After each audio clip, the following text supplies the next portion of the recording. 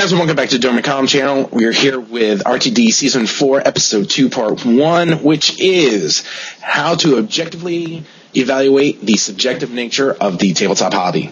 Putting rust and mud effect on a model can be seen by some as elevating the artistic creativity of the paint scheme of the model. Others would say the painter just messed up a perfectly great paint job. So how should someone evaluate the very subjective nature of the hobbyist game? We hope to provide some insight. Probably won't answer it completely because we never do. With me today on my panel, John from Wargame Painting. Suit up, kids. And Solid Smurf. What up? That's right. We are running the RTD a little bit light today. We unfortunately had a fourth panel member who could not be here with us today. We're worried about him. Hopefully everything's going okay with him. Question number 1. On a scale of 1 to 10, 1 being not at all, 10 being the best solution, how well does a painting level work to evaluate the quality of work done on a miniature? By painting levels, you can look to most painting services which have some sort of numeric scale to their painting quality when they are selling their product. To answer the question first is John from Wargame Painting. All right, well, I'm going to have to give this one a 5.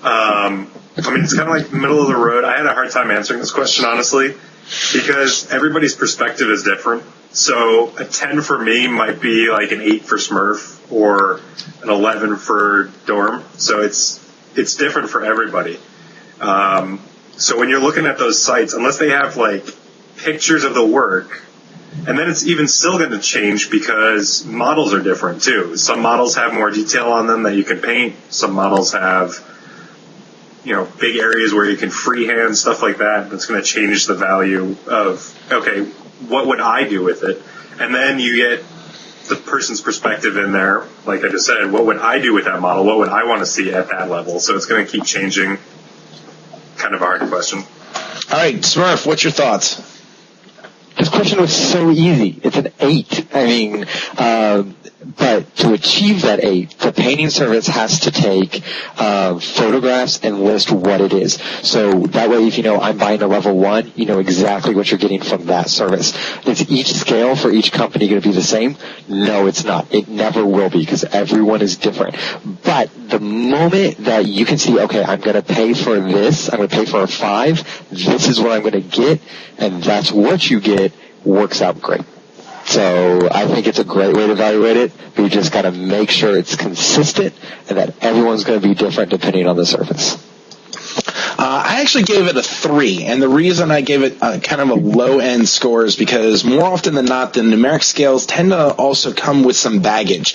That baggage is usually saying that, well, if it is a 2, then we use these kinds of effects. You want source lighting, that would be a 7. If you want this kind of thing, but the problem is that the effect that the actual person wants for their model and how it can actually be represented on the model, quite often isn't that simple. A case in point would be the Tron Templars that I put together, where I wanted very, very harsh highlighting on the model itself, which some people would completely go, and some people thought, yeah, that's pretty cool. But the problem is that when you're looking at evaluating the model in and of itself, the problem kind of comes into play with, is that good or bad solely from, did I use a particular shading technique or not?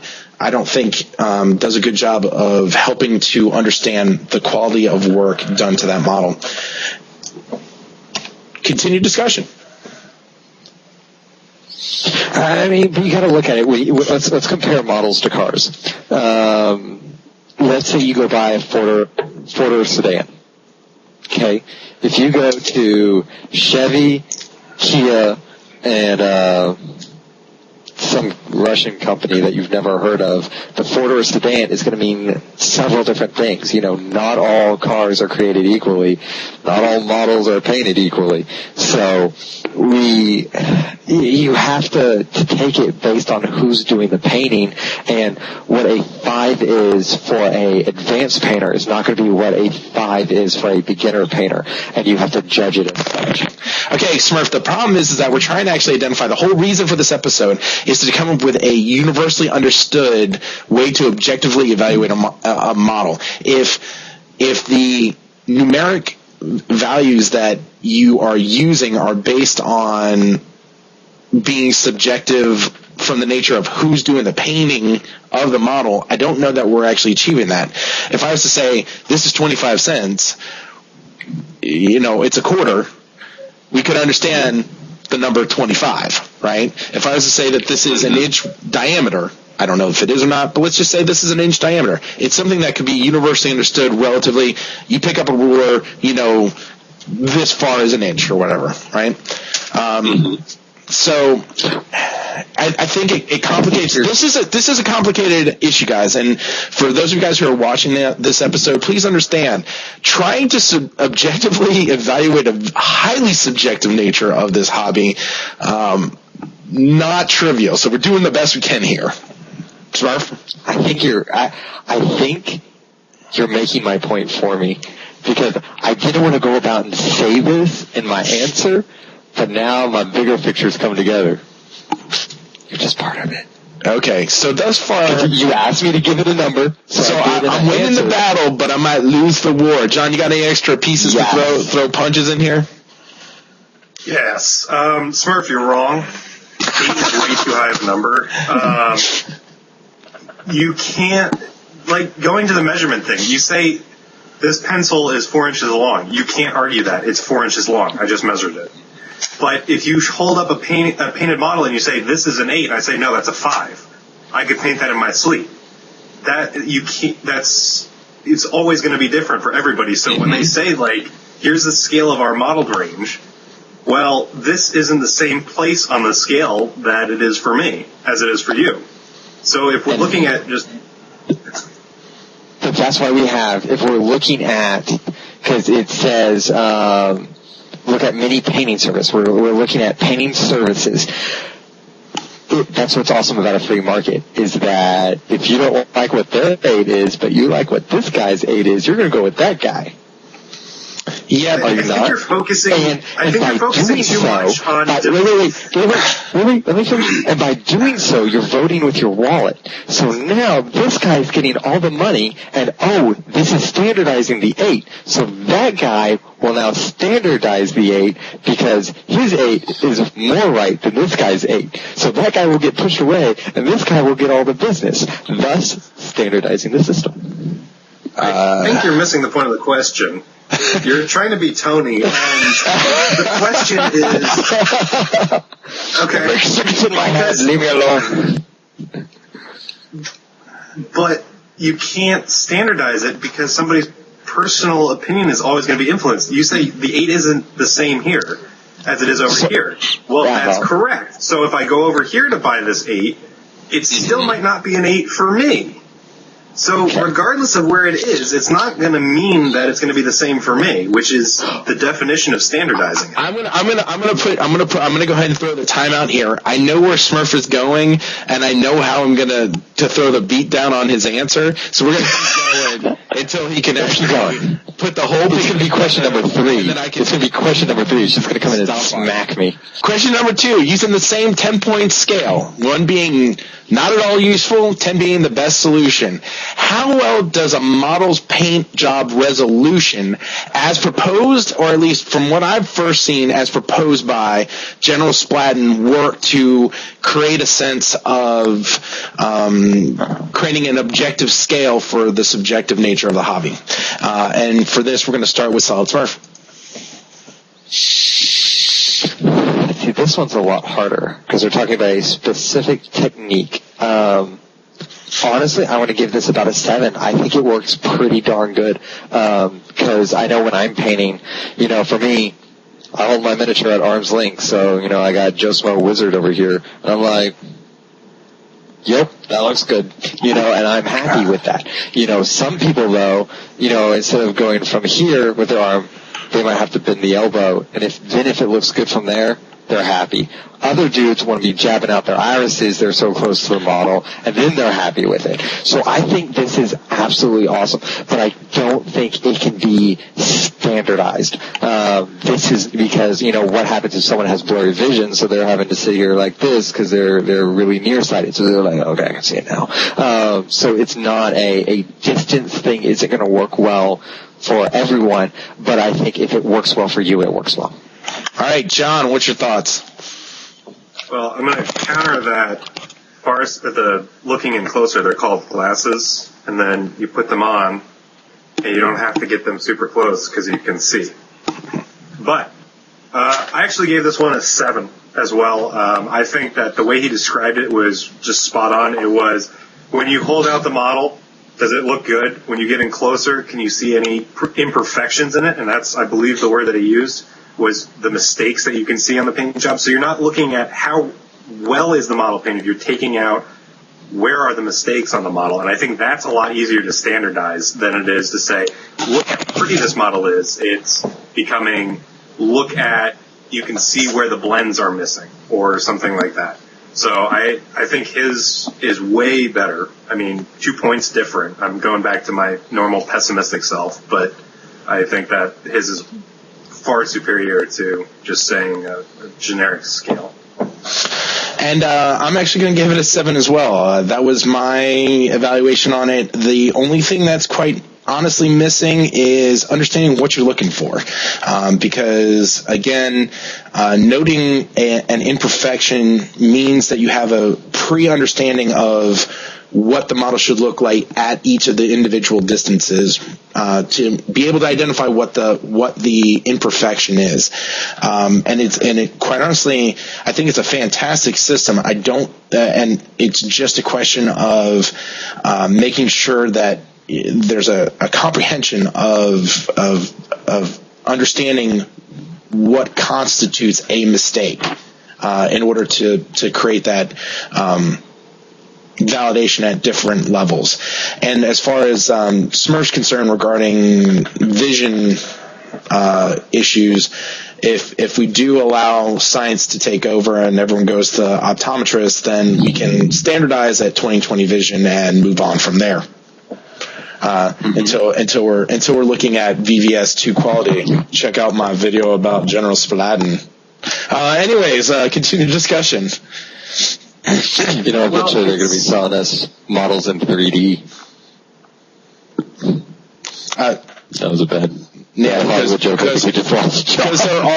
they're already in 3D. John, go ahead and step in there. I'm sorry, my where's it coming from? This side, the wave of stupid, like reverberated through my brain. I had to shake it off there.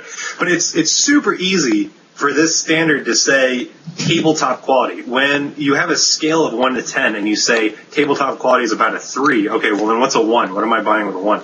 Tabletop quality to me is you look at the table, the entire army is uniform, it looks good. It's not like you just spray painted it with primer and then put it on the table. You can see different elements, you can see weapons, different stuff standing out. Tabletop.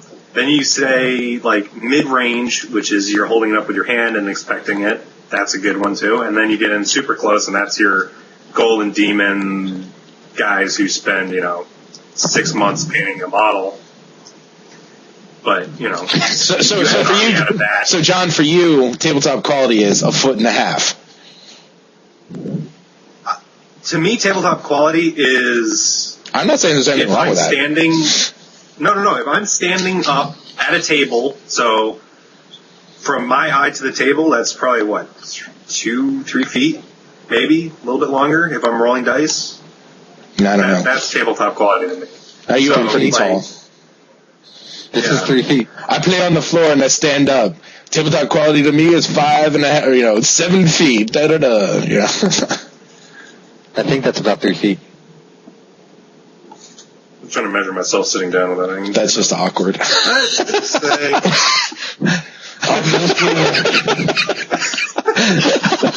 Oh, okay. So this this is 3 feet. This is average. Like my torso is about 2 feet. You know, tabletop quality. Then I mean, so 2 feet. If it looks good on the table, that's standardized. And even if you can disagree on how well the model is painted, if you can find that middle ground and say it looks good on the table, I think that's where standardizing is going to get in. You're going to have to just broad strokes over it and be like, it looks good on the table. The guy next to you says, yes, that looks good on the table. That is a standardized tabletop quality. So let me ask a quick question, because you brought up this phrase multiple times, John. Outside of the two systems that we've already talked about, is putting labels like tabletop quality worthwhile whatsoever? I think so. I mean, can I throw in real quick? Yep. I think it's being diluted. I think they're great labels, but I think they're being diluted, because you can go out to eBay and find pro-painted armies, and these guys might be professional painters, but there's nothing professional about their technique, you know. And it's diluting what a professionally painted model should be. And it's, you know, and then when that's downgraded, it's downgrading even more what a tabletop quality model should be, you know. So, if 3 colors on a model is pro-painted, that must mean if I have it primered, it's, you know, it's tabletop ready. I think it's sad to see that, it's getting watered down of what the quality of the model is, to the John, point where go John, well, I'm done. You're saying that because somebody on eBay says it's pro-painted, just because you say something, like I can say I'm the president of the United States. No, it's being just get flooded. It's being flooded with that, is what I'm saying. Well, and also, it's still not going to change the fact that if it's a pro-painted model, it's going to stand out and be pro-painted, as opposed to, you know, something that's just kind of average. Just because you slap a label on it doesn't mean it's true. It's like saying kibbles and bits. I mean, if you go to the store and you look at a bag of kibbles and bits, and then there's the bags of, you know, Walmart kibbles and bits, they got different names, but... So I'm hearing you guys argue about the same thing. It sounds like you both agree the labeling idea outside of some sort of objective standard sucks. Mm-hmm. Like if you're trying to sell an army, I think that tabletop quality works. And I think that if you're trying to sell an individual model at pro-painted, you're going to have to give pictures of it. But if you say tabletop army, I think that if you're, you know, just saying, here's my tabletop army, I've progressed from trying to make every model that I paint perfect, going to, does my army look perfect on the table? I mean, that's what I've gone into. It's not, because realistically, when you're playing, you're not playing like this. You know, you're playing standing up and looking at the table, and if it looks good on the table, then that's by far good enough. It takes way less time than the paint, and you guys are like 4 years old over that. I didn't do anything. I'm going to go ahead and throw the reason why these labels suck. It's subjective evaluation of a subjective hobby, and when you're actually looking at being able to say something is tabletop quality across multiple types of paint jobs, I can tell you from personal experience of having purchased Black Templar and whatnot off of eBay, one person's tabletop quality is not another person's tabletop quality. I can't use the ruler as an example of how far are we going down the line of absolute garbage to decently painted models that I could field on a table. So with that, I'm going to go ahead. We're jumping into question 3. Now, John and Smurf usually, panel members usually get some of the questions ahead of time that we have on the RTD. This is a mystery question. It's not one that they had any time to determine ahead of time. And that question is, if you were to evaluate the paint job of a particular model by both combining painting levels and resolution, does that improve the score of the individual scores that you gave it before? And with this, we're going to start with John. Repeat that. So we've already talked about painting levels and we've talked about resolution. If you were to have a combined notion of painting level 3 and 1.5 foot resolution, does it actually make the evaluation better, or does it just end up muddying one over the other?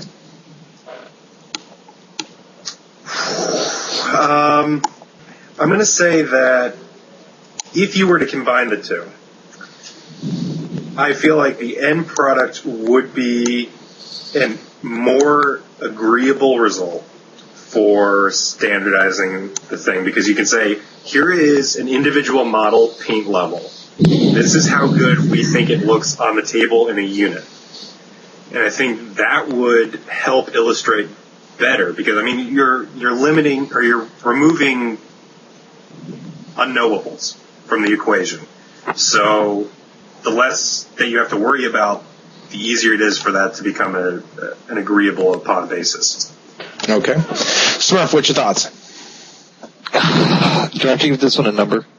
No. It's, do you think it results in a improvement of the score, or does it muddy one over the other?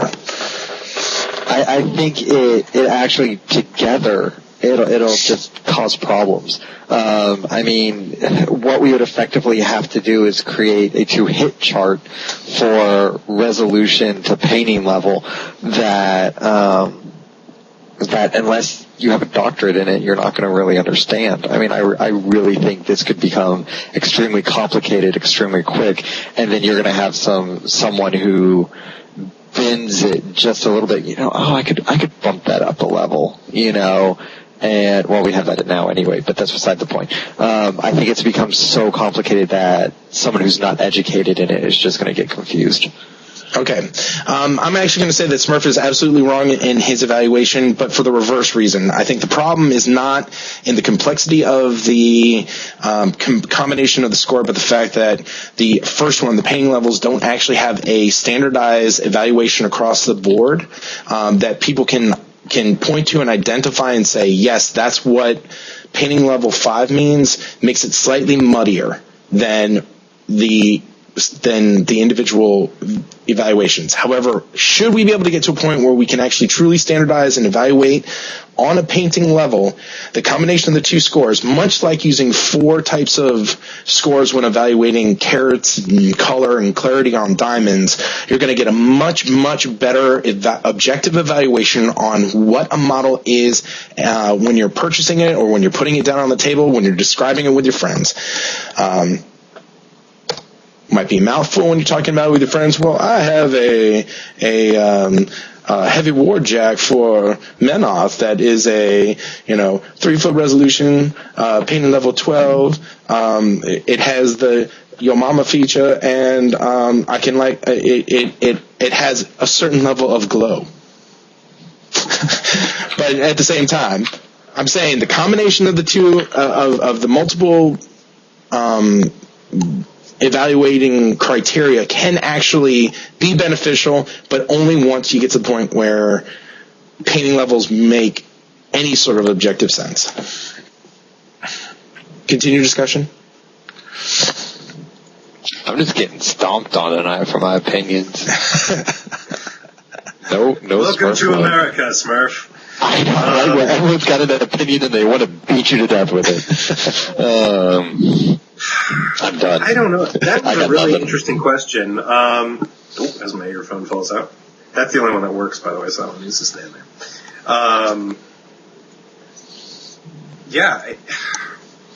I feel like you can't ever really standardize this because it's such a personal thing. And if it's something that you painted too, it's going to influence what you feel about it. I mean, if you paint something, you're going to think it's way better.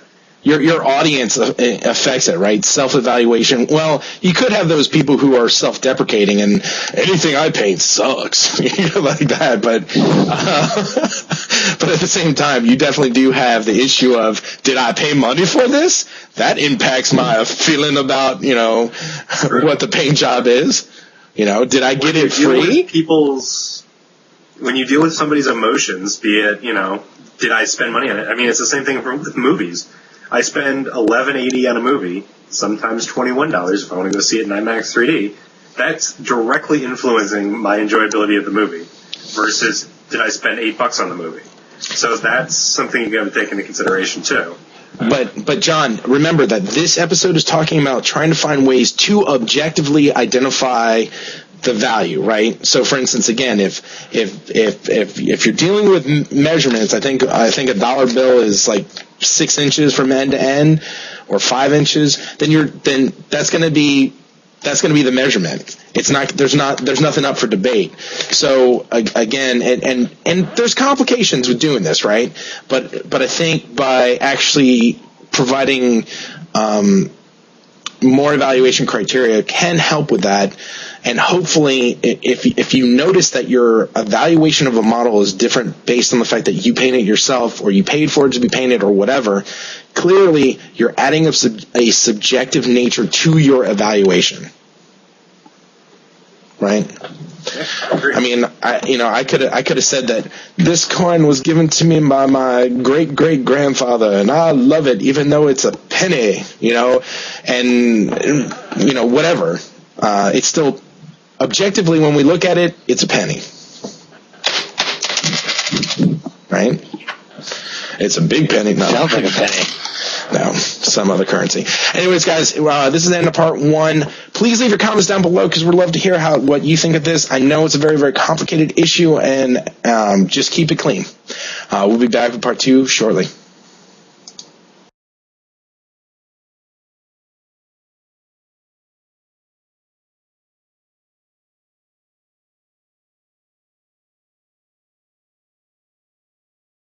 So here we go. Hold on. Your mic's cutting in and out again. You might need to check your connection.